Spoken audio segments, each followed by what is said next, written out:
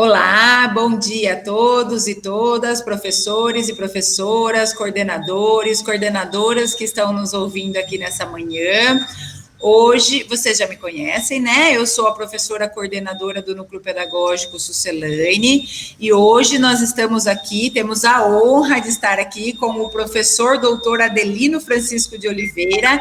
Tem um extenso currículo, um pós-doutorado com pesquisa em Direitos Humanos e Juventude pela USP, doutor em Filosofia, mestre em Ciência da Religião, membro do Núcleo de Estudos Afro-Brasileiros e Indígenas pelo Instituto Federal de São Paulo, coordenador da pós-graduação em Educação em Direitos Humanos e professor do Instituto Federal do Campus Piracicaba.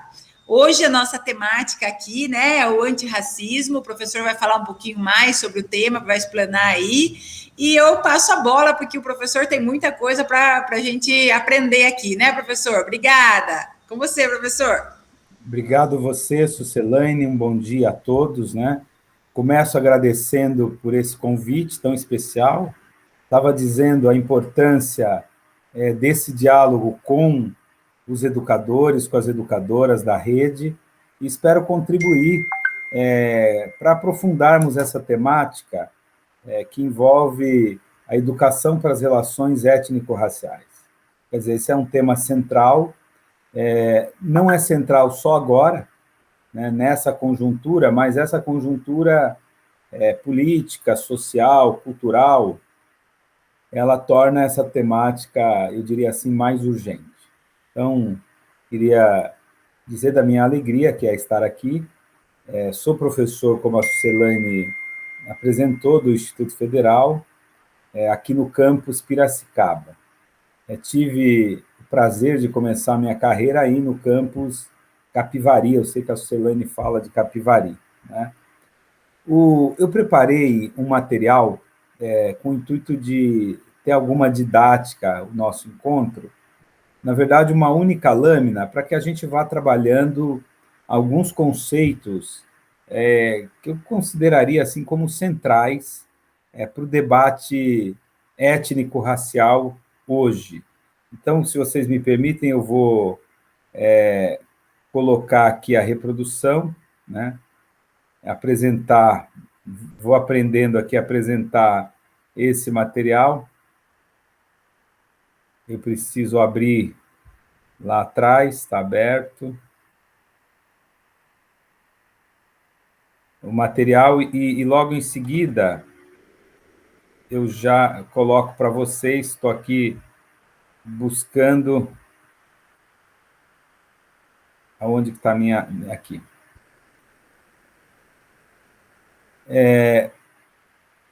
Não sei se vocês conseguem já acompanhar essa primeira tela. Sim, conseguimos sim, professor. Então, eu fiz uma grande tela tentando trabalhar algumas questões, alguns conceitos. E a ideia não é ficar numa exposição meramente conceitual, mas que a gente possa fazer um diálogo, né? Então, preparei da seguinte maneira: o tema geral, educação para as relações étnico-raciais, né?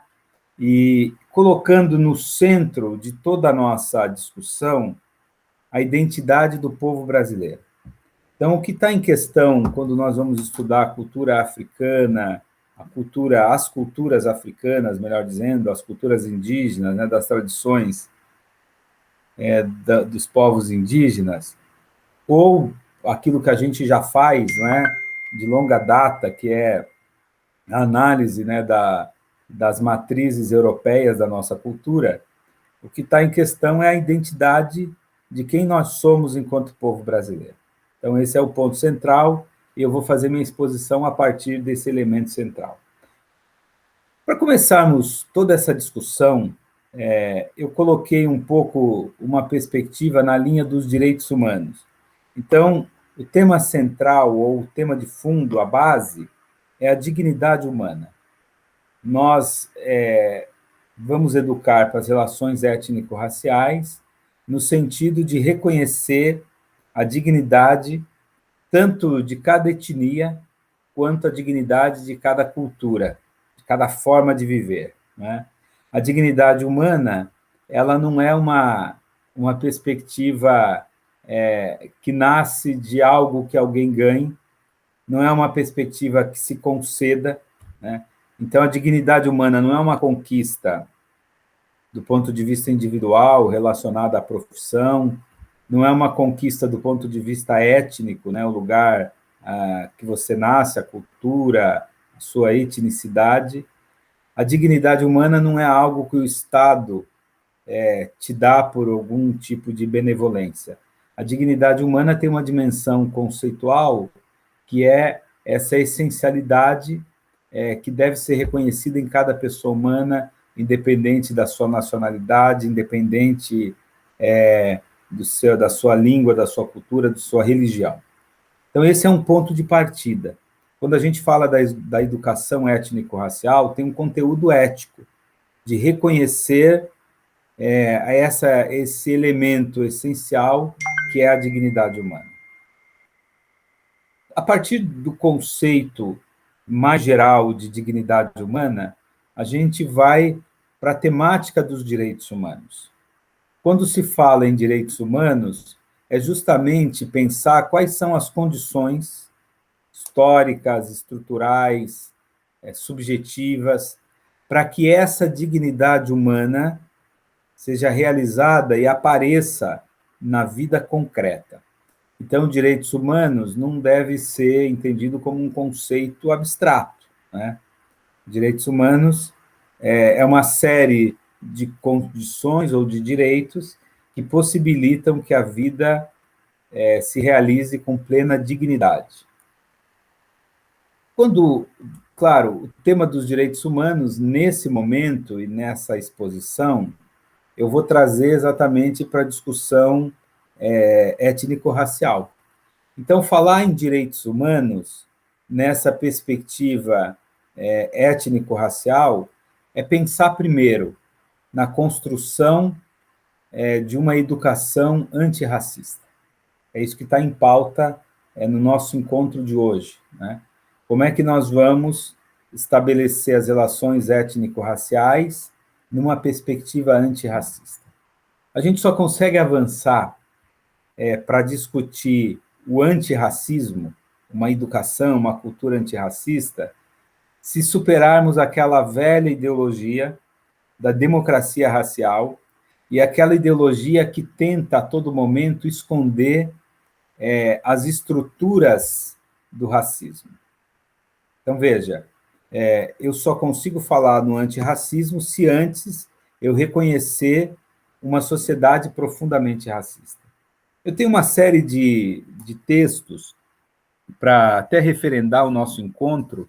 Isso foi depois a Sucelane, eu posso mandar para ela disponibilizar esses slides, e com uma biografia, algumas referências básicas, né?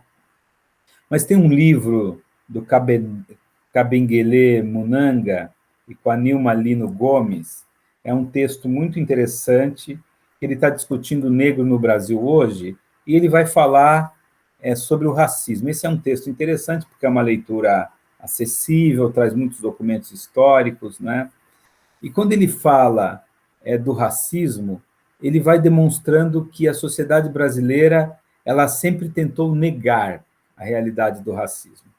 Então, eu citei a ideologia no sentido, né, do conceito filosófico, né, como uma representação falsa da realidade, não um conjunto de ideias, mas como trabalhava Marx, né, uma construção que tem como objetivo esconder a realidade. Então, a ideologia da democracia racial, que tenta esconder exatamente o racismo. Então, quando se fala em direitos humanos, precisamos avançar numa educação antirracista. E aí, eu coloquei 4 elementos fundamentais nessa discussão. Primeiro, entender o racismo como elemento estrutural da nossa sociedade. É preciso debater o racismo estrutural. Quando as pessoas falam do racismo, então é muito comum, por exemplo, em sala de aula, um aluno, alguém dizer, não é? No meu tempo, antigamente, quando eu era menino, não tinha esse negócio de racismo. Veja, a sociedade brasileira cria uma ideologia tão forte de democracia racial que as pessoas acreditam, e acreditam com sinceridade, que há 20 anos atrás, há 30 anos atrás, há 40 anos, não existia racismo, né? Quer dizer, não há nada mais absurdo do ponto de vista histórico. Quanto mais para trás na história nós retrocedermos, mais experiências do racismo, quer dizer, o Brasil foi um país escravocrata, né? Ainda temos sinais dessa dinâmica de escravidão, de exploração, não é? Em nossa sociedade. Mas as pessoas acreditam que antigamente, num tempo quase que mítico, não existia racismo. Então é preciso entender a dinâmica desse racismo que é estrutural, e que está posto na dinâmica da sociedade brasileira. Junto com o racismo estrutural, o racismo que está institucionalizado e que é reforçado pela própria dinâmica do Estado, né?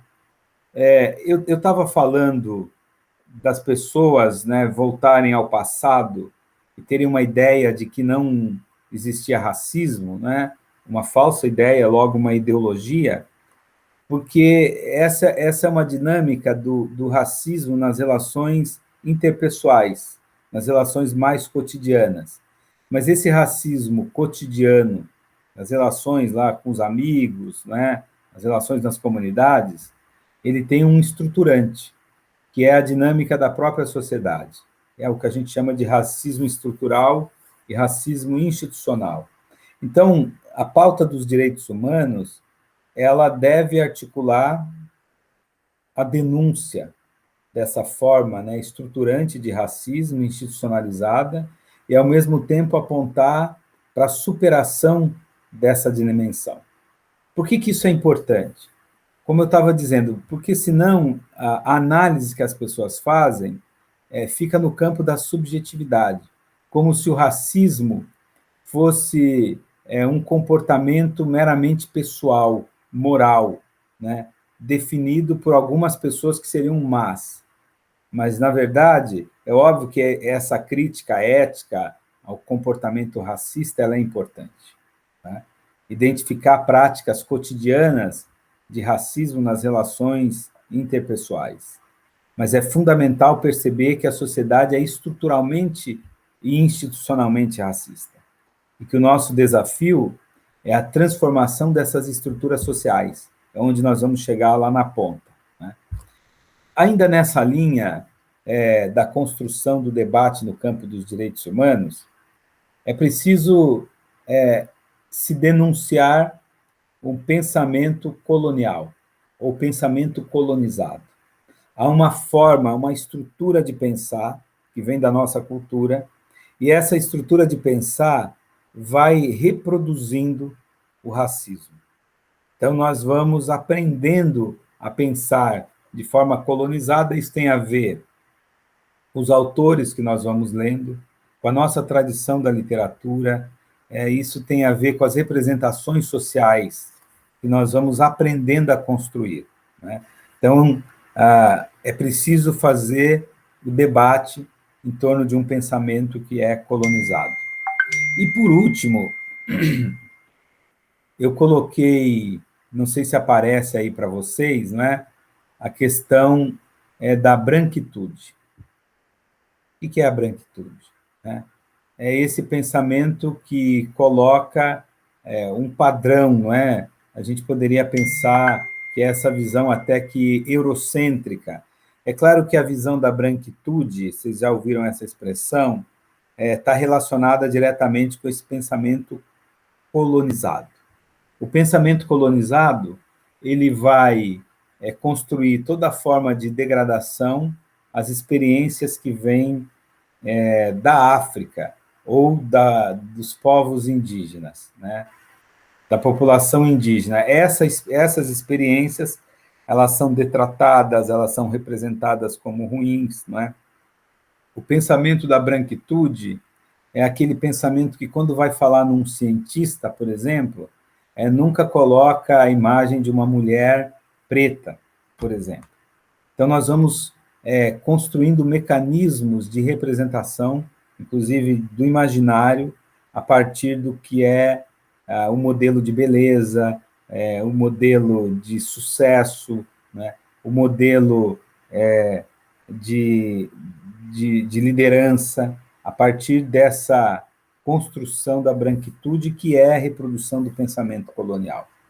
Então, falar em direitos humanos é enfrentar o racismo estrutural, o racismo institucional, o pensamento colonial e esse universo cultural que coloca em destaque a perspectiva da branquitude. A gente pode conversar mais sobre isso, né? Eu só quero fazer a explanação geral e depois a gente volta aprofundando.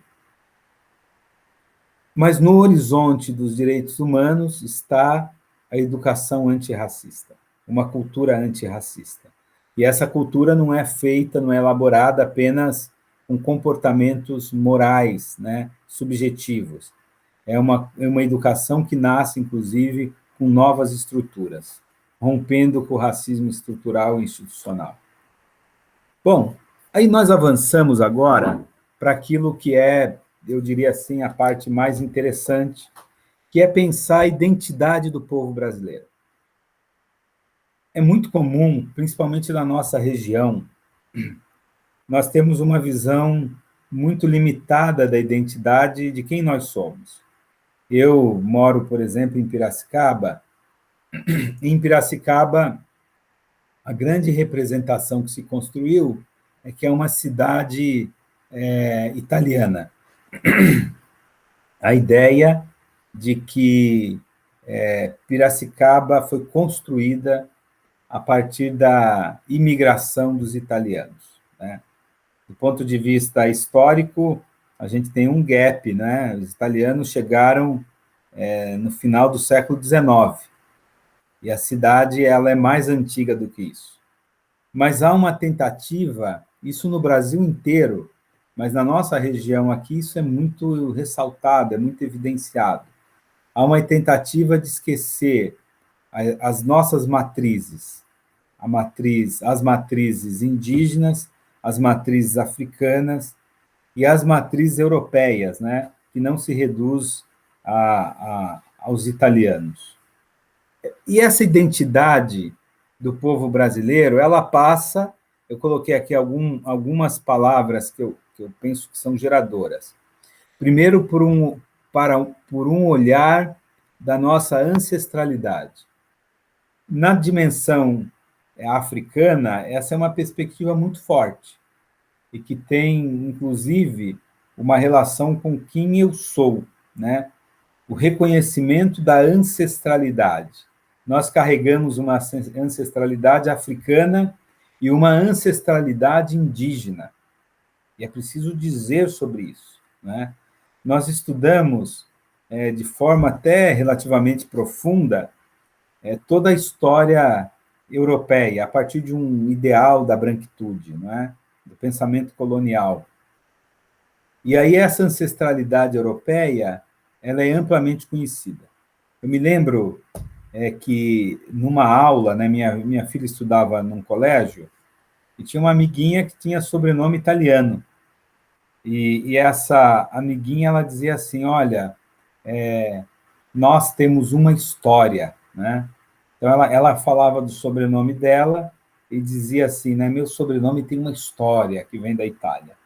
Essa visão da ancestralidade num determinado sentido. É claro que na perspectiva étnico-racial, a ancestralidade ela tem um impacto e uma força, né, que vai além de saber a história. Mas é importante saber a história. E aí a minha filha rebateu, falou, pois é, né? Ela tem o sobrenome que é o meu, que é Oliveira, e traz aí várias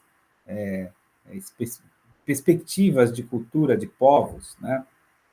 E ela falou, pois é, mas não, todo sobrenome tem uma história, né? Como é que você... E a menina estranhou, né? Porque essa ideia de que há uma dignidade na história que vem da Europa e não há uma dignidade na ancestralidade indígena e africana. Então, eu escrevi um artigo e eu debatia isso, né? A tradição, as tradições africanas ou né, os descendentes, né, os afrodescendentes, não têm nem direito a conhecer a sua história, né, qual a região da África, os seus antepassados viviam, né, como eles viviam. Então, é esse reconhecimento da ancestralidade. Agora, veja, a ancestralidade, no ponto de vista étnico-racial, tem também um conteúdo sagrado, religioso, né? Uma visão de pertencimento e de continuidade. Pensar a identidade do povo brasileiro a partir da diáspora. É essa experiência que vem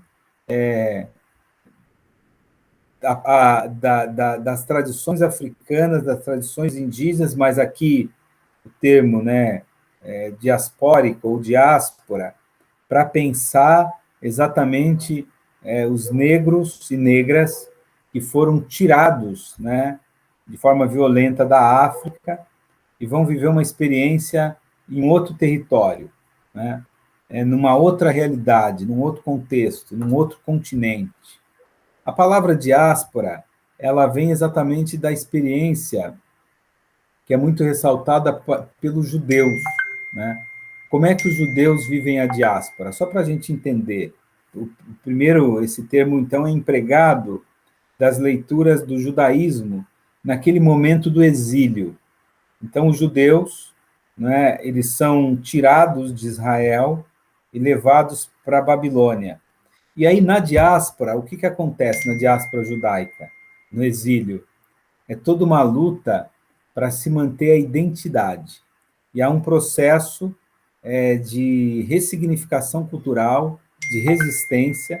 A gente poderia pensar alguns livros da tradição judaica que falam sobre essa reconstrução, né, a partir de fora de Israel. Então, a experiência da diáspora é a experiência de você estar no exílio, mas no exílio, e o exílio para os negros africanos é o exílio de vir para o continente, para um outro continente, de sair da sua terra.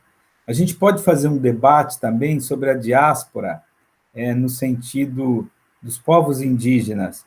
Veja, mas aí é uma diáspora na própria terra, né? Então, você tem que pensar como é que os indígenas foram exilados no seu próprio território. Essa é uma discussão contemporânea. A gente está debatendo agora o marco temporal, né? Então, é possível demarcar um limite para pensar quando é que os indígenas tinham direito à terra, né? Então, mas o conceito de diáspora está ligado a essa experiência fora do seu contexto, do continente africano, e agora como é que se dá essa nova construção. E aí tem duas palavras, ou dois conceitos fundamentais, né? A identidade do povo brasileiro está marcada pelo sincretismo. É preciso debater isso com os alunos, né? Quando a gente educa para as relações étnico-raciais, e está marcada pela miscigenação. O sincretismo tem essa dinâmica da mistura cultural, do hibridismo religioso, né? Elementos das tradições religiosas aí europeia, né? No primeiro momento o cristianismo católico, o sincretismo a partir das tradições da mãe África, o que ficou, qual é a representação religiosa e cultural, e o sincretismo a partir das representações dos povos indígenas. Então, esse debate sobre uma cultura sincrética é muito importante. Olha, ele é tão importante que nós vivemos um momento, um contexto, onde a identidade brasileira ela tem sido reduzida a uma identificação com o mundo dos brancos e com o mundo europeu. Então, é preciso fazer a discussão e o estudo da formação da cultura brasileira, a partir do encontro sincrético de tantas tradições, né? Ressaltando que nenhuma das culturas, nenhuma das visões, né, perspectivas religiosas, deve se sobrepor à outra. Veja como isso tem um aporte para aquilo que nós vamos dizer lá em cima, sobre cidadania, né? E sobre reconhecimento. E tem um elemento aqui importante nessa discussão, que é o seguinte: esse movimento de reconstrução da identidade, de reconhecimento da própria identidade, ele é tão central. Tem alguns autores que vão dizer o seguinte, que nós fomos colocando na sombra a nossa essa dimensão do que somos, né? Do ponto de vista da nossa matriz, das matrizes africanas e das matrizes indígenas. E esse colocar na sombra nos coloca numa situação sempre de uma humanidade incompleta, né? De desencontro existencial. Esse é um debate interessante, tem um livro bonito de um pesquisador chamado Roberto Gambini, e ele faz esse debate sobre... Ele vai discutir com a psicologia analítica, né, a ideia da sombra, de Jung, para pensar a identidade e a necessidade de um processo de integração, né, integração interna, inclusive. E aí a miscigenação, que é justamente essa dinâmica de mistura, né, mas que na nossa história ela aconteceu de maneira violenta, tudo foi violento, né? Nós somos frutos de um processo civilizatório profundamente violento, de abafar, né, inclusive, a outra matriz, mas nós somos resultados dessa miscigenação. E aí eu queria só dizer uma expressão do Darcy Ribeiro, exatamente no livro O Povo Brasileiro, que ele fala da beleza do povo brasileiro. A beleza do povo brasileiro está justamente no encontro entre tantos povos, né? E nasceu um povo original, um povo único, né? E é preciso celebrar o sincretismo, a miscigenação, celebrar aí no sentido não de esquecer toda a violência desse processo, mas de celebrar a identidade de quem nós somos. Isso é fundamental. Bom, nessa dinâmica, então, da educação para as relações étnico-raciais, vem o tema do conhecimento das diversas tradições. O que chegou à conclusão? Aqui nós temos duas leis importantes, né? A Lei 10.639, de 2003, e a Lei 11.645, de 2008, que vai, as duas, de maneira geral, as duas leis colocam a importância de se conhecer as tradições africanas e as tradições indígenas. Não é possível avançar num pensamento decolonial. Veja, nós falávamos do pensamento colonizado. Agora, emprestando o conceito do Frantz Fanon, nós pensamos, né, a articulação do pensamento decolonial. Um pensamento que não esteja submetido a esse viés ideológico da branquitude, né? E para esse pensamento aflorar, para essa cultura, torna-se urgente o conhecimento das diversas tradições, né? Sem o conhecimento das tradições e da riqueza cultural que representa o universo das populações indígenas e das populações africanas, nós não conseguimos reformular o pensamento. Eu vou dar só um exemplo, né, na linha do sincretismo. Nós aprendemos que as manifestações religiosas dos povos africanos, isso se aprende no cotidiano, nas relações lá na comunidade, né? Nas comunidades. Nós vamos aprendendo que as manifestações das tradições religiosas de terreiro afro-brasileira ou afro são manifestações diabólicas. Esse é o pensamento colonizado, né? É a ideia da demonização das experiências religiosas dos povos tradicionais, né? Como se esses povos tivessem, né, até hoje, que ser catequizados, né, que descobrissem a verdade. Tem uma implicação aqui, né, e não é uma implicação fácil. Quando você fala do pensamento decolonial, no nosso processo de sincretismo e miscigenação, nós vamos ler, por exemplo, as verdades construídas a partir do universo cristão, as verdades bíblicas, né? Mas como pensar e compreender que essas verdades bíblicas são representações de uma determinada cultura e que há verdades também nas culturas que vêm da África e nas culturas indígenas. Então, o pensamento decolonial é todo esse esforço de ter outras representações. Por exemplo, né, passarmos a ler autores negros. Eu coloquei lá em cima, não é? Mas o pensamento decolonial, ele exige uma perspectiva de representatividade. A gente vai discutir no pensamento decolonial por que as mulheres negras elas precisam também disputar o poder, estar presente nas esferas do poder.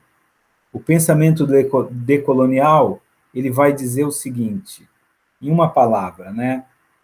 Nada sobre os povos indígenas e os povos africanos sem os povos indígenas e sem os africanos. Então, é uma forma de pensar que vai desconstruindo as referências eurocêntricas. Acho que está bom por aqui, né? Estou aqui preocupado com o tempo. Desse reconhecimento da identidade do povo brasileiro, na dinâmica da educação para as relações étnico-raciais, qual é o objetivo? Fazer surgir uma nova sociabilidade, novas relações sociais, né?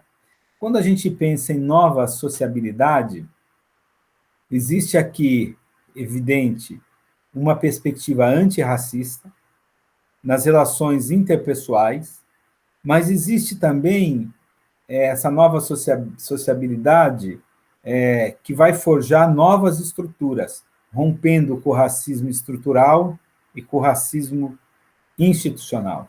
Então, não basta dizer o seguinte, olha, se cada um fizer a sua parte, né, individualmente, com ações, né, do campo moral, o mundo se transforma. As ações individuais nas relações interpessoais são importantes, mas a nova sociabilidade ela também vai propor novas estruturas, estruturas que rompam com a reprodução histórica do racismo estrutural e institucional. Por isso que eu coloquei, usando um pouco o termo em grego, não é? O conceito de ética. O grego escreve ética, o mundo grego, não é? A partir de duas grafias que são muito similares. Uma com acento fechado, que a gente poderia ler como ethos, e outra sem acento, que a gente poderia ler como ethos, né? E qual é a relação entre o ethos e o ethos? Primeiro, é preciso dizer que existe uma intrínseca relação. Se a gente vai traduzir o ethos como ética ou como a prática da verdade em âmbito individual. Então, os gregos estão discutindo o que é a verdade. É óbvio que aquela discussão estabelece um único sentido de verdade, não nos basta mais, mas eles estão ali dizendo o seguinte, você precisa visualizar essa verdade e essa verdade precisa aparecer na sua vida pessoal, na sua vida subjetiva, na sua vida cotidiana, mas no âmbito subjetivo, né? Então, vou dar um exemplo. Se nós entendemos que todas as pessoas elas têm um nível de dignidade, da mesma forma, elas são portadoras de uma dignidade, isso deve aparecer na nossa prática de vida pessoal, nas inter-relações, né? Naquilo que eu faço em âmbito privado. Veja o impacto disso. Agora, para os gregos, essa relação entre ética, a prática das ações individuais, buscando a verdade, tem também um impacto coletivo, que eles vão chamar de ethos, que pode ser traduzido como política. Olha que interessante. Então, o que é a política? É a aplicação dessa visão da verdade do ponto de vista das relações sociais mais amplas, que envolvem outras pessoas, né? Então, a política se a gente pensar que, do ponto de vista da nova sociabilidade, as pessoas são portadoras de uma dignidade humana, isso deve aparecer na construção da sociedade, no âmbito político. Por isso que a relação entre o ethos e o ethos, a relação entre a ética e a política, é uma relação intrínseca, que leva à superação de estruturas que reproduzem o preconceito. Então, não dá, ou o racismo, não dá para você dizer, olha, é uma questão de âmbito individual. Não é. É também. Mas é uma questão de âmbito coletivo, por isso político. Então, a nova sociabilidade, ela pede uma transformação profunda, radical, do ponto de vista da forma de pensar, da forma de agir, mas ela pede uma transformação estrutural. Isso se dá por meio de uma nova organização política.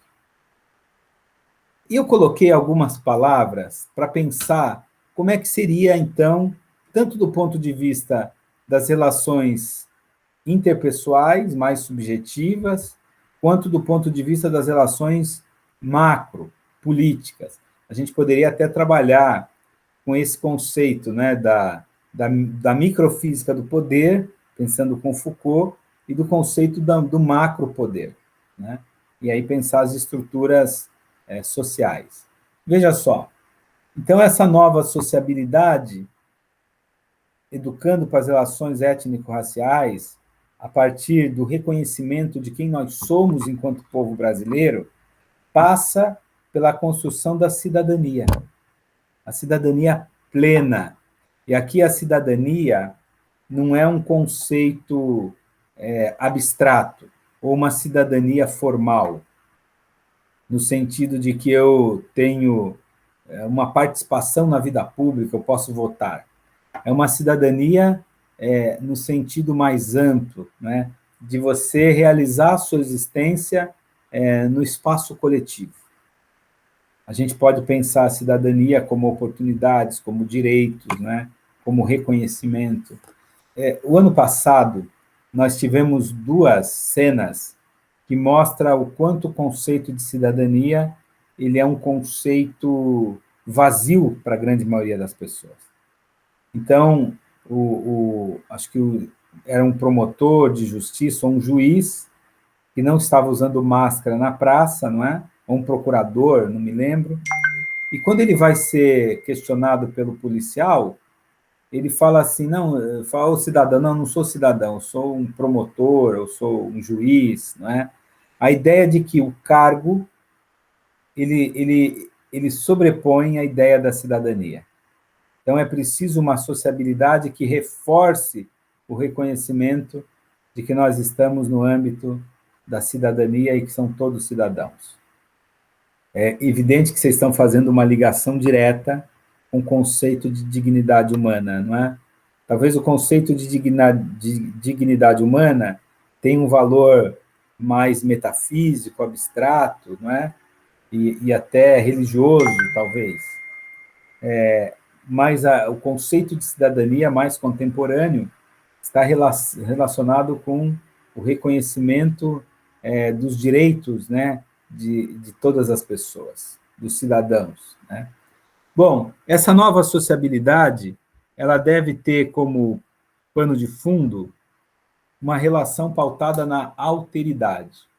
Alteridade é um conceito que vem de um pensador judeu, né, Emmanuel Levinas, e Levinas ele faz a experiência dos campos de concentração, dos horrores, né, da perseguição nazista, e, ao mesmo tempo, ele traz um elemento existencial. Ele é um leitor, é um aluno, né, da fenomenologia. E na fenomenologia de Heidegger, né, com todos os problemas que tem Heidegger, Levinas vai cunhar o conceito de alteridade, que é reconhecer a dignidade do outro, e do outro que é diferente de mim. Então, a relação de igualdade se dá a partir do reconhecimento das diferenças. O outro, aliás, a palavra diferença, o Derrida que vai usar, não é um conceito até difícil, porque quando você fala que o outro é diferente, parece que existe algum padrão que normatiza, que normaliza, não é? Que naturaliza. E o diferente é quem não está no âmbito nessa naturalidade. Mas isso não é verdade, né? A alteridade de Levinas é reconhecer que a marca da humanidade é justamente a diferença. Não há um padrão que naturaliza, né? Essa tentativa de naturalizar, dizer, olha, esse aqui isso é um projeto da branquitude, né? A alteridade, ela rompe com isso, porque ela reconhece que é na diferença do outro que eu constituo a minha humanidade, né? Bom, nessa nova sociabilidade é preciso, então, avançar para a perspectiva da diversidade. É um mundo diverso, né? Só há nova sociabilidade quando eu reconheço a diversidade como um valor intrínseco à humanidade. Eu reconheço a dignidade humana na diversidade. Isso é muito importante. Veja, dentro dessa nova sociabilidade, rompendo com estruturas racistas, é preciso, então, a representatividade. Às vezes as pessoas falam o seguinte, quando o negro ou o indígena, né, principalmente o negro, tem um movimento extremamente organizado, né, um movimento social, um movimento negro, e quando ele reivindica representatividade, algumas pessoas falam, mas isso é vitimismo, né? Não tem vitimismo nenhum, é só você entender as estruturas racistas da sociedade. Para romper com essas estruturas, você precisa criar possibilidades de representatividade. É por isso que é importante, você vai compor uma mesa na dinâmica da educação étnico-racial, você vai compor uma mesa na escola, você tem que ter representatividade. É preciso que tenha mulher, é preciso que tenha mulher preta, é preciso que tenha indígena, depende do tema, não é? Mas quando você faz uma mesa, que é muito comum, nós vamos discutir relações étnico-raciais numa mesa de homens brancos. Nós vamos reproduzindo simbolicamente a violência do pensamento colonial. Nós vamos entendendo que a população afrodescendente, ela não tem o que falar. Eu vou dar um exemplo de uma experiência que nós tivemos num projeto sobre o Batuque de Umbigada. Em 2015, eu coordenei um projeto do Batuque de Umbigada, aí em Capivari, no Instituto Federal em Capivari, na cidade de Capivari, e a gente tinha uma interação com a dona Anici de Toledo, que é a grande, né, mestra batuqueira. E nós fizemos uma mesa na Unimep. E chamamos a dona Anicide para compor a mesa acadêmica. Claro, eu estou dando um exemplo aqui, alguém vai falar, mas isso é simples, mas é uma forma. E a dona Anicide dizia isso, mas eu vou ficar na mesa, não é? É o universo do lugar de fala, da representatividade da dona Anicide. Olha, acho que a gente pode avançar, não é, um pouco mais. Quando a gente começa a discutir educação para as relações étnico-raciais, nós temos um objetivo. É preciso deixar bem claro. O nosso objetivo é a construção de uma outra sociedade. Por isso que eu coloquei ali a utopia. Qual é essa outra sociedade? Acabamos de celebrar o centenário de Paulo Freire, e Paulo Freire, ele usa um conceito, né, que é o conceito do inédito viável. Aliás, Paulo Freire, naquele poderoso livro Pedagogia da Autonomia, ele é capaz de avançar em tantos temas, inclusive nessa questão ética das relações étnico-raciais, né, na temática da população LGBTQI a mais. Quer dizer, o Paulo Freire ele tem uma profundidade de análise, uma abertura, né? Mas ele fala da utopia do inédito viável. É isso que está em pauta nas nossas aulas, na educação para as relações étnico-raciais. Como é que nós vamos construir uma outra sociedade? E por que eu estou dizendo isso? Porque é preciso entender que essa estrutura social, a dinâmica da forma que nós organizamos a vida, ela vai continuar reproduzindo formas de exploração e de opressão. Ela vai continuar reproduzindo o racismo em sua estrutura. Então, nosso projeto é pensar uma outra sociedade. Essa outra sociedade que tenha representatividade, que tenha alteridade, que seja aberta à diversidade, que tenha cidadania.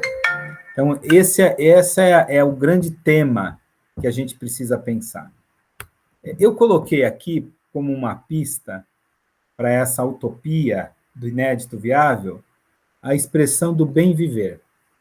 Veja, eu falei de alguns conceitos e agora eu fiquei pensando que esse bem viver poderia trazer também alguns conceitos geradores, algumas palavras, né, continuando com Paulo Freire, algumas palavras geradoras, né?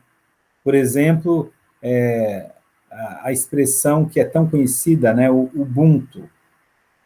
Então, como você pensa essa nova sociedade a partir dessa expressão que vem das tradições africanas? A expressão bem viver vem, na verdade, do universo dos povos indígenas, né? E o bem viver se contrapõe a esse nosso modelo de sociedade que é a vida boa. O que é o ideal da vida boa? Essa sociedade de pleno consumo, essa sociedade do conforto, essa sociedade que destrói o meio ambiente, que explora o outro para que a minha vida seja uma vida de comodidade. A ideia do bem viver, então, ela tem uma outra perspectiva social. A integração com o meio ambiente, o bem viver na relação com o outro a partir do termo, né, Ubuntu, que quer dizer exatamente eu sou porque você também é, uma relação estreita, vocês percebem? Um conceito de alteridade, né? O bem viver que pede uma outra economia, onde a produção coletiva, a produção humana, está a serviço da dignidade das pessoas. E aí eu queria colocar uma questão para vocês, que isso não significa idealizar a forma de viver dos povos tradicionais, ou das populações africanas, ou das populações indígenas, né? Não é uma idealização. A gente não pode esquecer que a forma política, a forma social de organização desses povos é sempre uma construção cultural. E como construção cultural tem limites, né? Mas a nossa forma de viver, ela também tem limites, e são limites evidentes. É uma forma de viver que perpetua o racismo, por exemplo. Então, o que nós podemos aprender com os povos tradicionais? A relação com o outro, a relação de pertencimento, que a gente vai chamar de cidadania. Hoje há toda uma dinâmica, que é aquilo que a gente chama de filosofia africana, que vai beber, inclusive, no pensamento latino-americano, na filosofia da libertação, na teologia da libertação, mas essa filosofia que vai resgatar elementos das tradições dos povos africanos, e esses elementos que apontam uma outra dinâmica social, uma outra forma de lidar com a economia. Por exemplo, né, como é que nós vamos resolver a questão da pobreza? Vivemos no mundo ocidental e vivemos no Brasil, não é? Um processo de produção de pobres, pessoas que são exploradas. Se nós não tivermos um outro modelo civilizacional, e aí essa é a utopia, né, desse mundo do inédito viável, que diria Paulo Freire, ou a perspectiva do bem viver, se nós não tivermos essa, eu diria, essa referência, nós estamos fadados a reproduzir um modelo que é muito conveniente para uma minoria, mas é muito massacrante, não é? Para a grande maioria. Eu coloquei aqui, não sei se vocês acompanham, um pouco o mapa do Brasil, e no mapa do Brasil, essa dimensão da diversidade, a beleza que é a identidade do povo brasileiro, a partir do encontro de tantos povos, né? Bom, de uma certa maneira, eu vou fechar a tela, eu volto só no finalzinho, e vou voltar à apresentação. E no diálogo com vocês, para que a gente possa voltar à tela grande, né? Eu vou parar um pouco a apresentação para dizer o seguinte: a educação para as relações étnico-raciais, ela é o grande desafio, mas ela é um desafio central para a composição, para a construção de uma outra sociedade.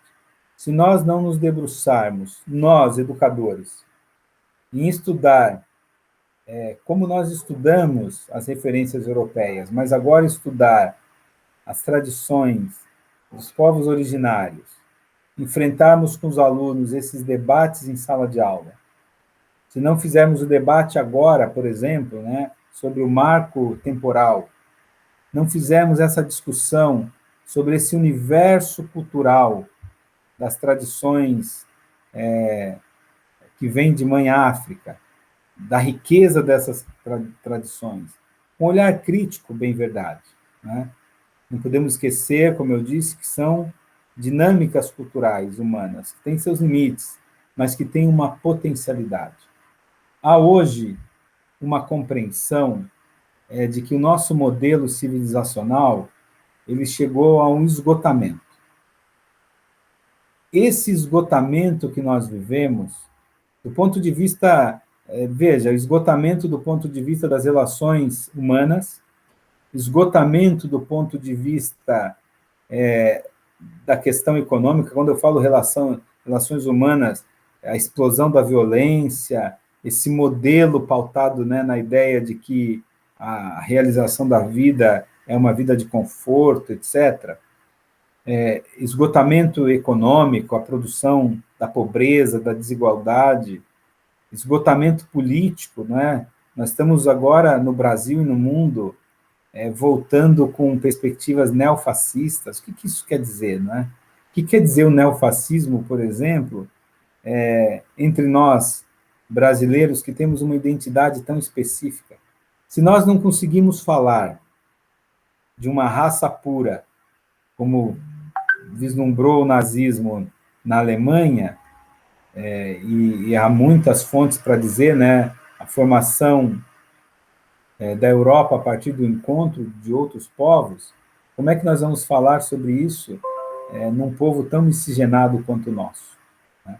Bom, essa perspectiva é fundamental, porque se há um esgotamento do modo de vida ocidental, há uma perspectiva de reencontro, de reconstrução a partir dos povos tradicionais. Eu escrevi um artigo que eu dizia o seguinte: no final, as comunidades tradicionais, a Mãe África, pode ser o caminho de reencontro da humanidade, de reconstrução civilizacional. Não sei se vocês concordam, né? Eu vou continuar aqui a apresentação, e já terminando, eu fiz uma tela que eu, na verdade, me apresento, não é? Deixa eu ver se eu volto na apresentação. Vocês estão acompanhando? Pois não. Desculpa interromper, nós temos uns 15, 20 minutinhos ainda para o encerramento. Você pode ficar bem à vontade aí para fazer a discussão, se o senhor achar conveniente, tá bom? Muito bom. Sucelaine, você está vendo a tela do lado? Estou vendo a primeira tela, a educação para as relações étnico-raciais. Então era isso, né? Olha, o que é interessante, né, nesse tempo, eu estava achando que a gente já estava no limite. O que é interessante, como forma, pensando agora em estratégias de sala de aula, eu acho que é muito bacana isso, né? Primeiro, essas temáticas elas precisam aparecer como temas transversais, né? Mas não exclusivos da área de humanidades. Não é o professor de história, ou o professor de filosofia, ou de sociologia, que tem a obrigação, é claro que nessas disciplinas, essas temáticas podem ganhar mais corpo, né? Inclusive, quando vai se discutir os intelectuais, trazer pensadores africanos, pensadores indígenas, não é? Trazer para o repertório dos alunos essas experiências, essas referências.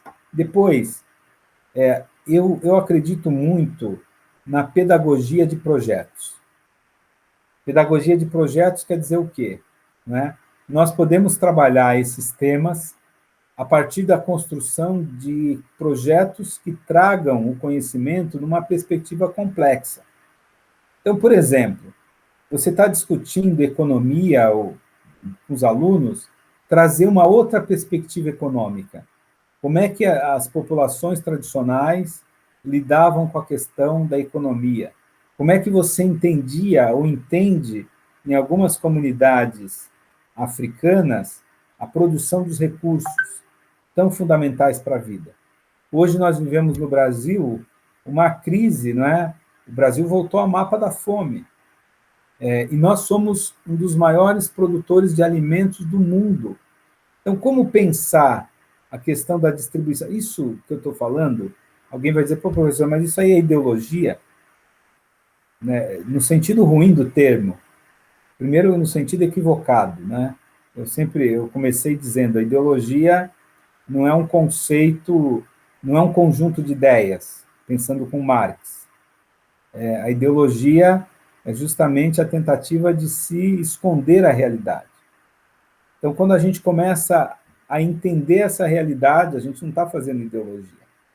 Quando a gente estuda, que é tão combatido agora, a história das populações africanas, né, dos povos indígenas, isso não é ideologia. A gente, na verdade, está fazendo, como diria o Foucault, né, arqueologia, no sentido de escavar a verdade. Né? E esse processo de buscar, com alguma objetividade, essa verdade histórica, de compreender, de conhecer, de perceber que há outras formas de organização social, é isso que vai poder nos dar substância para uma educação para as relações étnico-raciais.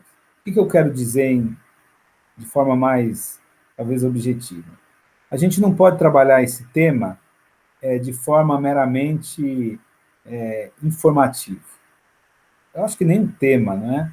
É sempre preciso trabalhar de maneira problematizadora, analítica e crítica. É claro que a problematização ela nasce de um primeiro olhar da informação. Os alunos precisam conhecer, precisam pesquisar, conhecer os países da África, entender quais regiões da África, né? Os povos da África eram de quais regiões que vieram para cá, como é que era a dinâmica do tráfico negreiro, como é que se dava a relação entre senhor e escravo, o que é casa grande, o que é senzala, né? Porque se a gente não conhecer isso, a gente passa a ter uma visão muito superficial e, inclusive, banal da história. E é isso que acontece hoje, né? Quando alguém fala, isso aí é vitimismo, a expressão vitimismo por si só já me deixa irritado, né? Porque não conhece as estruturas que são bastante perversas, duras, né? Do racismo estrutural e institucional. Então, veja, o debate sobre cotas.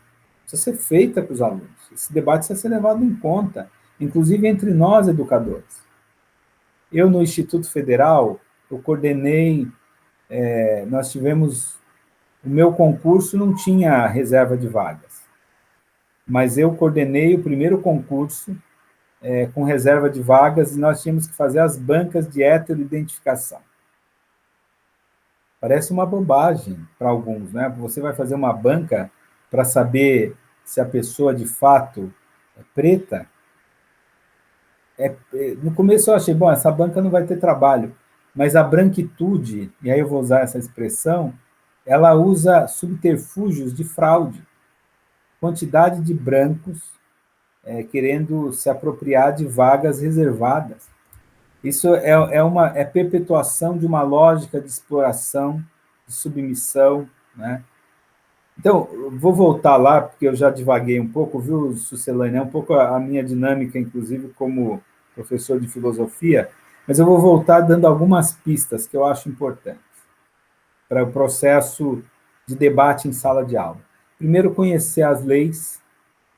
Então, esse processo de informação, ele é importante, mas ele não é suficiente. Trabalhar com os alunos na perspectiva reflexiva. A informação submetida à análise crítica ao debate. Fomentar, por exemplo, a construção de coletivos étnico-raciais, olha, não numa perspectiva identitária fechada, não nessa perspectiva, mas os coletivos, onde os jovens debatem, discutem, né, fazer fóruns, construir rodas de conversa. Se há um elemento da tradição africana que é muito forte, é a dinâmica dialógica. Mais do que dialética, dialógica, né? Que é justamente a dinâmica da conversa, né? Do diálogo. E esse diálogo que vai explicitando preconceitos. E quando os preconceitos são explicitados, se tornam visíveis, nós temos mais elementos para enfrentá-los e superá-los, né? Então, estimular na escola. Depois, uma estratégia que eu não terminei de falar é trabalhar com projetos, numa perspectiva da complexidade do conhecimento, demonstrando que o conhecimento ele não é estanque, ele está articulado. Você vai estudar a história da África e vai entender os mecanismos de exploração, de discriminação, de preconceito que existem hoje. Então, esse pode ser um diálogo com o professor de história, mas com o professor de matemática, porque no projeto interdisciplinar, ou, como eu gosto de pensar, né, o conhecimento interdisciplinar ou o pensamento complexo, ele não está colocando o professor na grade, né, para usar um termo antigo, da sua disciplina. Antigamente, a gente, não antigamente, a gente ainda fala em grade, mas se falava em delegacia, né, de ensino. Hoje já não se fala mais, né? Ou se fala, Celane? Acho que não fala mais, né? Não, agora é diretoria de ensino, nós falamos, mas ainda muita gente confunde e fala delegacia de ensino. A gente atende também, mas é diretoria de ensino. Mas quando eu falo isso, é para fazer menção àquela ideia de que existe uma grade, inclusive, de disciplinas, e a grade da ideia de algo fechado. Então, quando você trabalha com projetos, você já abre para uma perspectiva não da grade. Eu não preciso, num projeto, me restringir ao campo da filosofia, porque senão o professor de matemática ele fica ali, que cálculo que eu vou fazer nesse projeto, né? Professor de física, de química. Então, trabalhar, na medida do possível, com projetos. E na dinâmica do projeto, ou dos projetos, eu sei que para a escola pública, às vezes a falta de recursos que nós sofremos, né, se torna mais difícil, mas fazer algumas visitas, algumas experiências de campo. Por exemplo, um trabalho interessante que a gente desenvolveu, né, tem desenvolvido em Piracicaba, é fazer um mapa da trajetória dos negros em Piracicaba, da presença dos negros, que há um conceito que não apareceu ali na minha exposição, que há todo um pensamento colonial que ele vai... Professor, desculpa interromper, mas a sua voz está muito baixa, parece que meio que sumiu. Será que é do meu computador ou o senhor apertou alguma coisa aí que deu uma diminuída na voz? Desculpa interromper, mas é que eu quase não estou te ouvindo mais. Veja, agora, está me ouvindo? Não sei. Sucelane, não sei, não mexi em nada aqui. Está Não baixo mexeu ainda? nada? Deve ser algum problema aqui, então. Tá bom. Tá.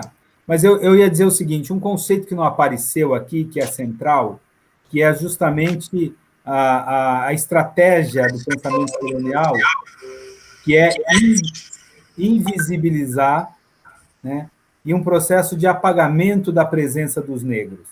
Então, fazer essa memória, algum projeto que faça a memória dos lugares, né, dando visibilidade a essa presença que é marcante nas nossas sociedades. Inclusive, visibilidade não só nas experiências de sofrimento, mas é importante conhecer as estruturas que sedimentaram a escravidão negra na nossa região, nas nossas cidades, né? E, a partir disso, construir uma reflexão como é que essas estruturas se perpetuam, e mais do que isso, né? Como é que nós vamos poder criar mecanismos de superação dessas estruturas? Então, eu acho que trabalhar com coletivos, trabalhar com informações, com pesquisa e trabalhar com projetos, né? E, na medida do possível, se esses projetos puderem fazer algumas inserções de campo, isso é muito rico para os alunos, né? Por exemplo, eu ia falar disso, né? Mapear esses personagens negros da nossa sociedade, aí no Brasil, da nossa cidade, que foram esquecidos, apagados, invisibilizados. Quais são os monumentos que se fazem? Nós tivemos uma polêmica recente com aquele... incendiaram o Borba Gato, lá em São Paulo. E aí a gente pode debater quais são os monumentos que registram a presença dos negros nas nossas cidades, né, no nosso país. Quem são esses vultos, né, esses heróis que têm sido invisibilizados?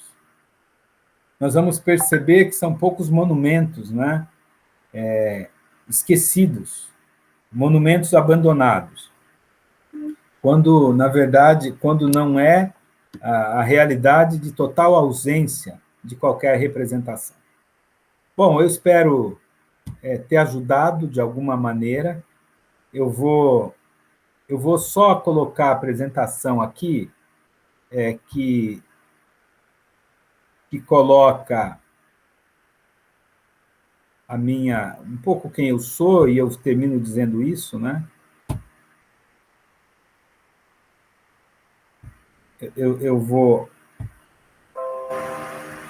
Quero ver se eu consigo colocar a última página. Exatamente. Então, eu coloquei assim, educação para as relações étnico-raciais. O termo educação é o termo adequado, porque, na verdade, nós não somos educados para essas relações, muito pelo contrário, nós somos educados para o racismo, nós somos educados a não perceber as estruturas que perpetuam o preconceito, então é preciso educar. Essa é a nossa tarefa, né? E é a tarefa urgente, se nós quisermos construir lá, como diria Paulo Freire, o inédito viável, né? Não é algo impossível. Coloquei meus contatos, não é? Tenho usado o Twitter como uma forma de pensamento crítico, usado o Instagram também como uma forma de subvertendo a lógica dessas redes, como uma possibilidade de reflexão. Acho que os professores e as professoras, os educadores em geral, devem fazer uso desses meios que são tão joviais, né? Os jovens dominam tanto, mas não para reproduzir o que os jovens têm feito, e sim como espaço formativo. Queria dizer que falar com vocês é uma alegria muito grande. Queria me colocar à disposição. Ao longo da exposição, Sucelane, eu fui percebendo que é preciso completar alguns conceitos fundamentais que a gente precisa colocar ali, principalmente quando pensar a cultura do bem viver, porque hoje, Sucelane, um desafio, e colegas, né, educadores e educadoras, um desafio é parar com aquela reprodução de que a África é o lugar da pobreza e do sofrimento. A pobreza e o sofrimento é fruto de uma lógica histórica. Mas como é que nós vamos redescobrir, né, esses elementos que podem ser, inclusive, a salvação para o nosso modelo de civilização está esgotado? Como é que nós vamos nos aproximar desses elementos se nós não conhecermos profundamente o que a África, as tradições africanas têm a nos oferecer, com seus limites, mas, sobretudo, com as suas potencialidades culturais e formativas. E, no final, a educação para as relações étnico-raciais é um exercício de cidadania política. A palavra cidadania política parece ser redundante, não é? Mas é uma educação para a gente viver em sociedade, entendendo a dimensão dos direitos e, principalmente, né, o desafio que todos nós, os nossos alunos, inclusive, esse desafio que nós temos de construir politicamente uma sociedade pautada, né, numa outra sociabilidade, uma sociabilidade aberta, antirracista, uma sociabilidade fundamentada nos direitos humanos e comprometida com a dignidade humana. Sucelane, foi um prazer enorme conversar, né? Não tivemos interação, é uma pena, mas estou à disposição e queria deixar meus contatos, né, e meu abraço para todos os educadores aqui da nossa rede. Professor, nós que agradecemos e vou ressaltar que a interação, os professores podem fazer suas perguntas, tirar dúvidas e sugestões, pode fazer no chat, né? Assim como nós combinamos no início, eu vou repassar para o professor, né, as perguntas e dúvidas, vai ser uma interação um pouquinho restrita, mas eu acho que já é bem legal. Estou muito feliz aqui com todas as suas falas, fui anotando muita coisa aqui, aprendi bastante, né?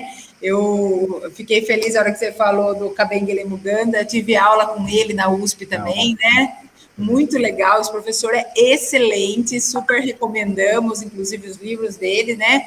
Falando em livros, a diretoria de ensino recebeu vários exemplares de autores negros, né? O professor falou das verdades construídas a partir de um universo cristão.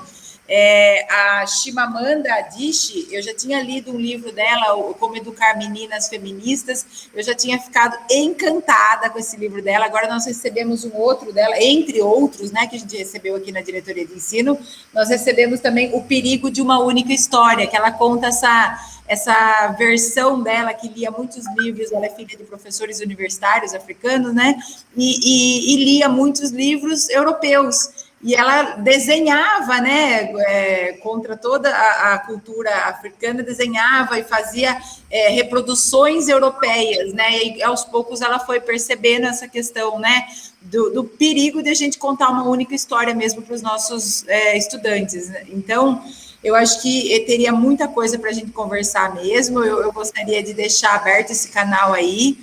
Já conversamos no início também, viu, pessoal? O professor vai retornar e nós faremos uma TPC sobre direitos humanos, eu já me comprometo aqui, não sei se a gente consegue para esse ano, mas eu espero que sim, se não para esse ano, para o ano que vem, uma TPC para falar dos direitos humanos. Estou muito feliz, muito grata a toda essa aula maravilhosa, né? Acredito que os professores também das nossas unidades escolares conseguiram pegar muitas dicas aí, né, com relação a como trabalhar em sala de aula, sistemas transversais, trabalhar com projetos, essas metodologias ativas.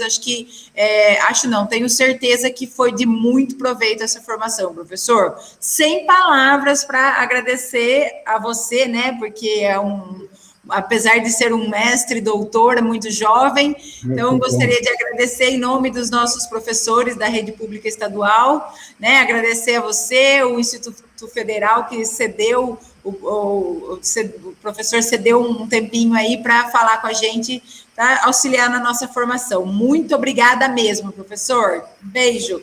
Tudo de bom, pessoal. Obrigada a todos. Tchau, pessoal. Obrigado.